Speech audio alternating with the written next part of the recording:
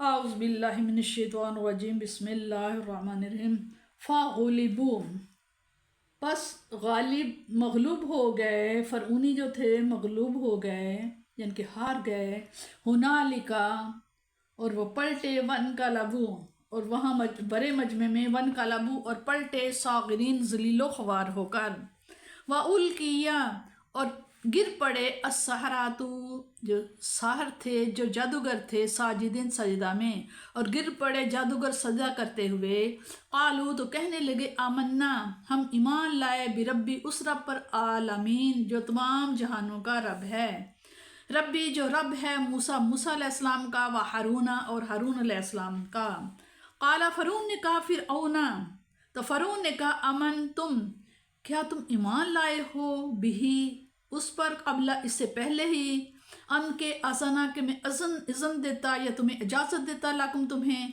ان بے شک حاضہ یہ لمکرم یہ ایک مکر ہے، یہ ایک فریب ہے، یہ ایک دھوکہ ہے، مکر تم ہو جو تم نے مکر کیا ہے، فی المدینہ تی شہر میں،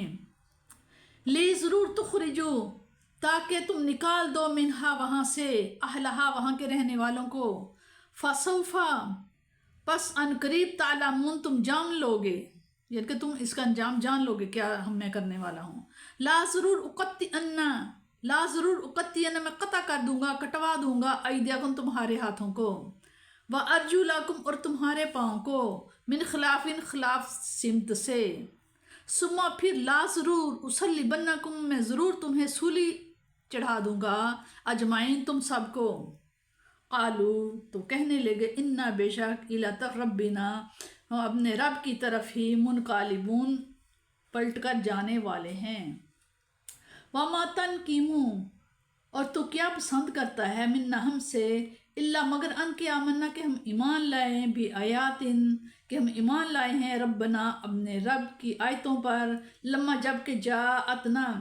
جب کہ وہ آئی ہیں ہمارے پاس، کہتے ہیں اور تو کیا پسند کرتا ہے ہم سے مگر اس کے کہ ہم ایمان لائے ہیں اپنے رب کی آیتوں پر جب وہ آئیں ہمارے پاس، ربنا پھر دعا کی، ربنا ہے ہمارے رب، افرغ انڈیل دے، علینا ہم پر، صبرن صبر یعنی کہ ہمیں صبر عطا فرما، وتوفنا اور ہمیں وفات دینا، مسلمین جب کہ ہم مسلمان کی حالت میں ہوں۔ مقابلے میں جب انہوں نے اپنے جادو کی ناکامی اور اعجاز موسوی کی کامیابی دیکھی تو وہ مجبور ہو کر سجدہ میں گر پڑے اور اس پروردگار عالم پر ایمان لانے کا اعلان کر دیا جس کے الوہیت اور وحدانیت کا اعلان موسیٰ و ہارون علیہ السلام فرمایا کرتے تھے۔ مقابلہ کے میدان میں شکست کیا کم تھی کہ جادوگروں نے مسلمان ہونے کا اعلان کر کے اس کی کمر توڑ دی، لیکن تھا ذہین حالات کی نزاکت کو فوراً بھانپ گیا، جادوگروں کو خطاب کرتے ہوئے فوراً بول اٹھا، اچھا معلوم ہو گیا کہ تم بھی اسی باغی گروہ کے افراد ہو جن کا سرغنہ موسیٰ ہے، اور تم سب نے مل کر ہماری حکومت کا تختہ الٹنے اور قبطیوں کو ان کے وطن سے نکالنے کی سازش کر رکھی ہے، ذرا ٹھہرو ابھی تمہیں اس مکر و فریب کا مزہ چکھاتا ہوں، کتنی دردناک سزا ہے جس کی وہ ان پاک بازوں کو دھمکی دے رہا ہے، ایک طرف کا ہاتھ دوسری طرف کا پاؤں کاٹ کر زندہ سولی پر لٹکا دینا تاکہ تڑپ تڑپ کر سسک سسک کا دم توڑ دیں۔ عشق و محبت کے متوالوں کے علاوہ کون ہے جو اس سزا کو جھیلنے کے لیے بخوشی تیار ہو؟ حق جب دل میں اتر جاتا ہے اور انسان کے رگ و پے میں سرایت کر جاتا ہے تو وہ انسان کو کیا سے کیا بنا دیتا ہے۔ اس واقعے سے اس کا پتہ چل جاتا ہے رذالت اور کمینگی کے گہرے کھڈ میں گرے ہوئے جادوگروں نے جب حق کو قبول کر لیا تو وہ چشم زون میں انسانیت کے اس عرفہ و اعلیٰ مقام پر فائز ہو گئے جہاں نوری فرشتوں کی بھی رسائی نہیں۔ غیرت عشق نے انہیں اپنے ایمان کو کسی تقیہ کے غلاف میں لپیٹنے کی اجازت نہ دی، ایسی ہوش ربا سزا سننے کے بعد بھی ان کے پاؤں نہیں ڈگمگائے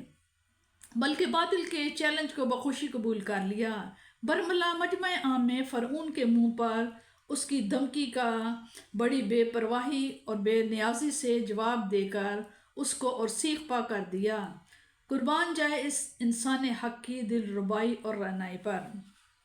جب وہ لوگ ایمان لانے کے بعد اتنے جری اور نڈر ہو گئے تھے تو خاندان نبوت کا کیا کہنا، جن کے فیض نگاہ سے دنیا بھر کو ایمان،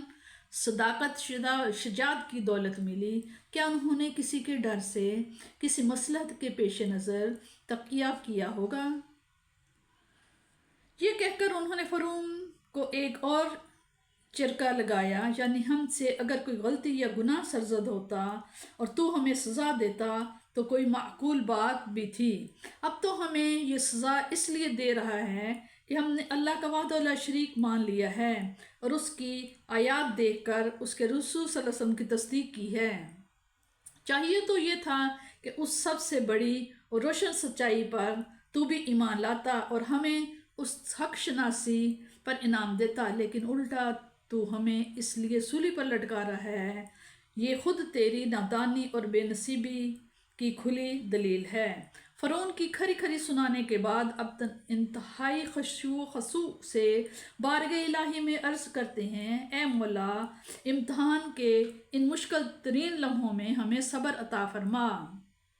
اور جب ہماری روحیں اس پیکر خاکی سے نکلنے لگیں تو لبوں پر تیری توحید کی شہادت ہو۔